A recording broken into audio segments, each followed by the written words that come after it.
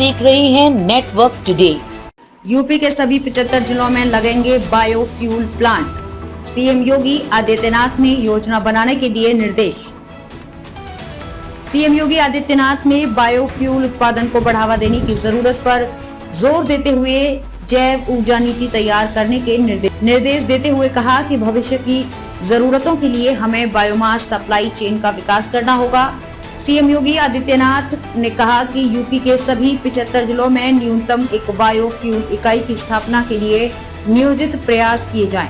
कार्य प्राथमिकता के साथ हो। अगले चरण में इसे हर तहसील तक बढ़ाया जाना चाहिए। बायोफ्यूल प्लांट की स्थापना व बायोमास भंडारण के लिए ग्राम समाज राजस्व भूमि या चीनी मिल परिसर में खाली भूमि का उपयोग किया जाए। मुख्यमंत्री योगी आदित्यनाथ ने रविवार को उच्च स्तरीय बैठक में प्रदेश में बायोफ्यूल उत्पादन को बढ़ावा देने की जरूरत पर जोर देते हुए जैव ऊर्जा नीति तैयार करने के निर्देश देते हुए कहा कि भविष्य की जरूरतों के लिए हमें बायोमास सप्लाई चेन का विकास करना होगा। ऊर्जा और परिवहन के क्षेत्र में जैव ईंधन के उपयोग को बढ़ावा दिए जाने की जरूरत है। विद्युत उत्पादन गृहों में बायोमास प्लेट्स का उपयोग किया जाना चाहिए। इस दिशा में ठोस प्रयास किए जाने की जरूरत है।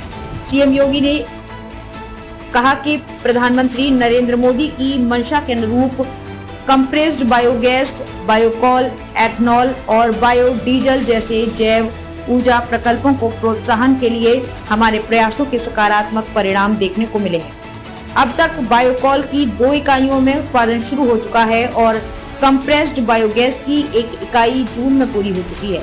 मुख्यमंत्री ने कहा कि बायोफ्यूल को बढ़ावा देना कच्चे तेल पर निर्भरता को कम करने और स्वच्छ वातावरण को बढ़ावा देने में सहायक होगा।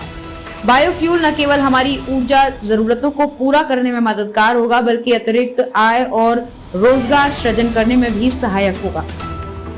बायोफ्यूल के उपयोग से कार्बन उत्सर्जन में कमी आएगी। पूरी दुनिया इस विषय पर चिंतित है। ऐसे में उत्तर प्रदेश के पास एक मॉडल प्रस्तुत करने का अवसर है। अपार संभावनाओं से भरे इस क्षेत्र में प्रदेश को अग्रणी राज्य बनने के लिए नई जैव ऊर्जा नीति तैयार की जाए। उन्होंने कहा कि अन्नदाता किसानों की ओर से पराली जलाए जाने से पैदा हो रही पर्यावरणीय चुनौतियों के स्थायी समाधान के लिए हमें विशेष प्रयास करना होगा। नवीन नीति में इस विषय का भी ध्यान रखा जाए।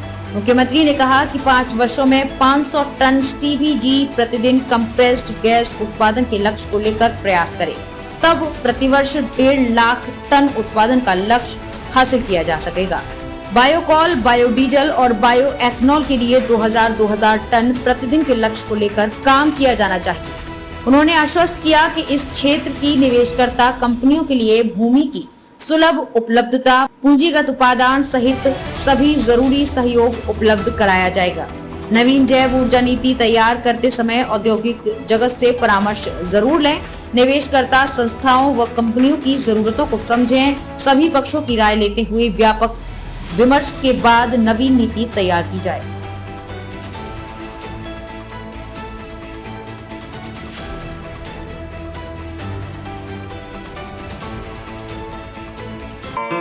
स्वास्थ्य की बात जीपी अवस्थी के साथ सिर्फ नेटवर्क टुडे में यूट्यूब चैनल पर।